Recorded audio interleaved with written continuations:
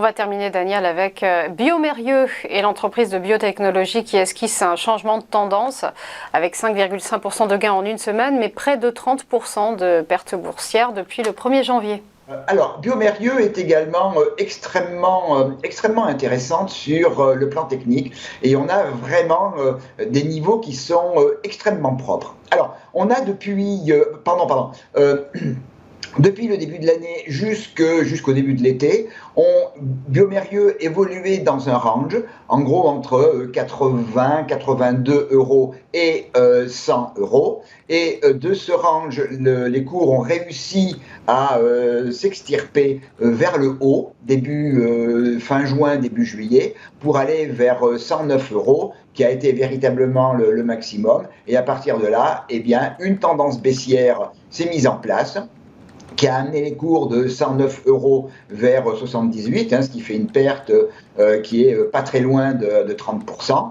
Et sur ce niveau de résistance à 77,42, un mouvement de réaction, un mouvement de contre-tendance s'est mis en place, qui a d'abord été confirmé ou amplifié par un premier gap haussier, puis en début de semaine dernière par un nouveau gap haussier.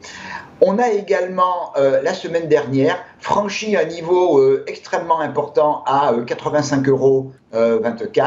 Ce niveau, c'est le dernier plus haut dans la tendance baissière.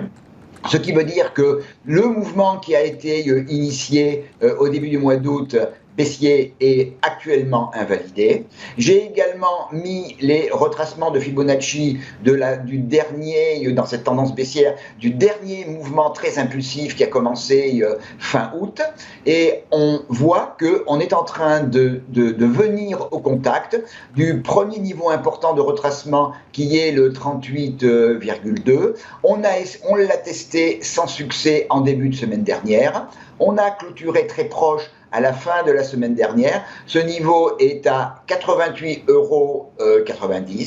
Donc le franchissement de 88,90 euros donnerait un nouveau mouvement, une nouvelle jambe de hausse dans le mouvement qui a été initié mi-octobre, en direction du retracement 50% à 92,10, puis le 61,8 à 95,74. Il faut noter que ces niveaux de retracement correspondent, qui plus est, à des niveaux de résistance ou des niveaux de polarité, ce qui confirme une structure bien construite de ce mouvement. A contrario, la rupture du gap ouvert en début de semaine dernière autour de 84,18 euros, lui ouvrirait la voie vers,